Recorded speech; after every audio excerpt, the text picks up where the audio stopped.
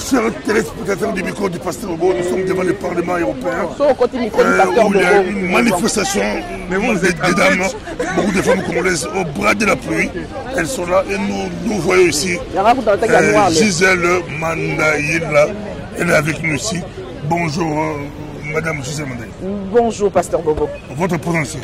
Ma présence, comme depuis les débuts, la reprise de cette guerre, ma présence ici, c'est pour venir dénoncer l'invasion du Rwanda par le truchement de terroristes de M23. Donc on avait fait l'action avec les mandataires, aujourd'hui c'est avec les mamans.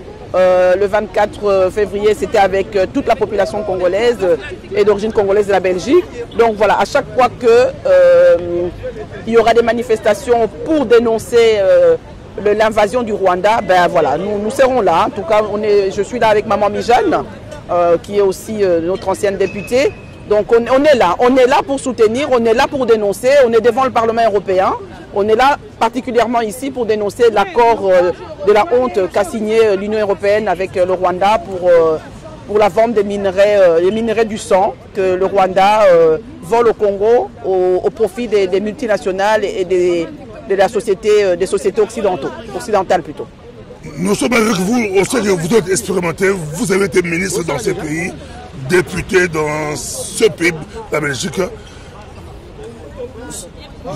On vous a écouté avec un très bon message, un message, on dit, musclé, mais est-ce que l'Europe ne comprend pas ou qu'est-ce qui se passe-t-il? Pourquoi il passe par le Rwanda pour avoir dominé?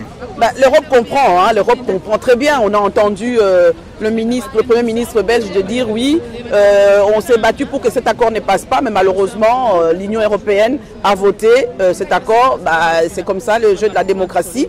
Malheureusement ou non, l'Europe est consciente de ce qui se passe, mais comme vous le savez, Kagame reste et est le pion des Occidentaux. Pourquoi? Parce qu'ils ont des visées sur la RDC. En fait, quelque part, l'Occident ne veut pas en fait une stabilité au Congo, par peur que s'il y a une stabilité au Congo, le Congo va se développer. Et si le Congo se développe, c'est toute l'Afrique qui se développe. Et avec ça, ils ne pourront plus avoir la mainmise comme ils ont sur l'Afrique aujourd'hui. C'est tout simplement cela. Et donc nous, en tant que citoyens originaires du Congo, nous devons dénoncer ça haut et fort. En tant que citoyens belges, nous devons aussi appeler nos responsables politiques à ne pas rentrer dans ces jeux, dans ces sales jeux qui consistent en fait à quelque part tuer comme ça la population congolaise pour en implanter une autre et commettre quelque part un crime de guerre, crime contre l'humanité. Je ne dirais pas encore à ce stade un génocide, parce que bon, sur le plan juridique, il y a des termes pour désigner des génocides, mais nous sommes dans un cas d'espèce de crime contre l'humanité et crime de guerre. Et donc l'Europe ne peut pas aujourd'hui faire fi de ça et faire semblant que le Rwanda soutient la RDC, soutient plutôt le M23. Donc voilà, c'est tout simplement ces jeux-là dans lesquels il ne faut pas que les Congolais soient dupes. Est-ce que the game is over ou bien on peut faire bouger les choses? The game is not over because we are still here. Because if the game was over, on n'allait pas être ici. Donc le game est toujours là et c'est à nous, aux Congolais d'origine et aux amis du Congo de pouvoir dénoncer cela. C'est aussi le rôle des journalistes, des médias, de pouvoir dénoncer cela, de marteler tout cela matin et soir. Comme le fait le président Zelensky, il sillonne le monde, il martèle, les Ukrainiens le martèlent tout le temps pour dire que non, les jeux ne sont pas faits, les jeux sont encore là. Et tant que si on s'était... Quelque part, le Rwanda veut jouer sur l'usure en disant les Congolais vont se fatiguer, l'Occident fait pareil. Non, il ne faut pas vous reposer. Il faut se dire que le combat est là, la guerre est là. Et la guerre n'est pas aux portes, la guerre est là. Donc tant qu'il y a la guerre, il faut se lever, il faut continuer à marteler, il faut continuer à mobiliser. Et tant que cette guerre ne sera pas finie, en tout cas, Maman Mijane et moi et les autres mamans, nous serons toujours là pour pouvoir les dénoncer. Et nous n'allons pas nous fatiguer et nous demandons la même chose aux Congolais qui sont sur place. Nous demandons la même chose au gouvernement congolais de ne pas se fatiguer et surtout de ne pas se mettre à la table de négociation avec les terroristes. On ne négocie jamais avec les terroristes. Surtout que maintenant, tous les rapports accusent le Rwanda. Pourquoi est-ce qu'il faudrait aujourd'hui aller se mettre autour de la table avec un commanditaire, un criminel de guerre? On ne peut pas. Est-ce que Zelensky se met à la même table que Poutine? Et pourquoi est-ce que pour le Congo, il faut le faire? Lancez 3 messages, on va essayer de prendre après Madame Michel, message au président Tshisekedi et au gouvernement congolais, message à la diaspora congolaise et puis message au Parlement européen. Ben, au président, moi je lui dis, je le regarde dans les yeux et je lui dis, il ne faut pas négocier avec les terroristes. Il faut faire comme Zelensky fait. L'Union européenne ne demande pas à Zelensky de négocier avec Poutine, il en est de même. Monsieur le Président, nous sommes derrière vous, ne négociez pas avec les terroristes. On ne négocie pas avec les terroristes. Donc, deuxièmement, le peuple congolais, restez vigilants, soyez debout, mobilisez-vous tant que cette guerre sera là. Il faut que la peur change de camp. La peur doit aller au Rwanda et non plus au Congo. Nous avons des vaillants soldats qui n'attendent que ça pour aller jusqu'au bout. Et je pense que les Congolais peuvent aller jusqu'au bout de cette guerre. Alors, à nos militaires, nous sommes derrière vous. À nos combattants, le FARDC, nous sommes derrière vous. Le peuple congolais, levez-vous. Continuons cette mobilisation. Continuons à dénoncer et continuons à soutenir l'unité de la RDC.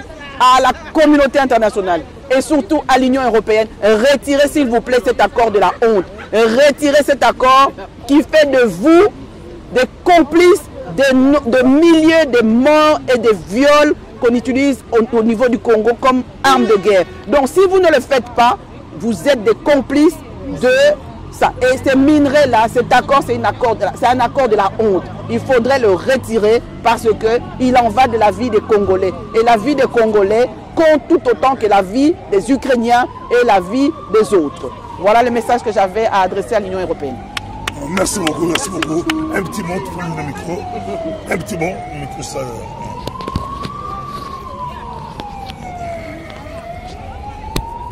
Pasteur Bobo, merci. Oui, de rien. Un petit message. Attends, le micro est... Non, c'est bon. Non, ça détaché. Ah, c'est... Ça s'est détaché. Quand ça se détache, ça compte. Donc, les mamans. Bon, nous sommes devant le Parlement européen, précisément sur la place de Luxembourg. C'est pour vraiment dénoncer ce qui se passe dans notre pays. Vraiment, on interpelle aussi les passants pour que les passants aussi aient le message qu'il y a vraiment l'extermination de la population congolaise à l'est de notre pays. Que nos minéraux aussi sont pillés en tuant les nôtres. Donc moi je pense que le message doit passer et puis au niveau de la République démocratique du Congo, il faut qu'il y ait la conscientisation et la sensibilisation pour que tout Congolais puisse devenir patriote pour son pays. C'est trop long, c'est trop long.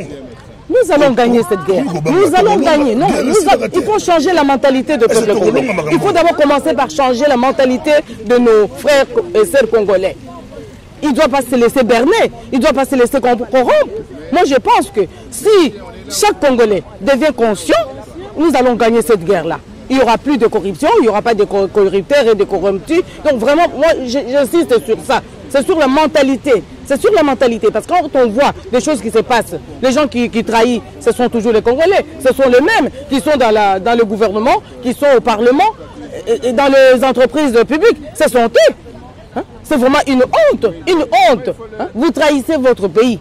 Et vous vous alliez avec les gens qui tuent vos propres frères et sœurs, qui violent vos mamans, qui violent vos enfants, qui violent vos bébés, qui sodomisent vos frères, vos pères, vos aînés. Parce qu'on n'en parle pas. On ne parle que les femmes qui sont violées, les jeunes filles. Mais il y a aussi... Vous avez des députés, vous avez siégé ici en Belgique. Les Belges ou les députés européens comprennent quoi?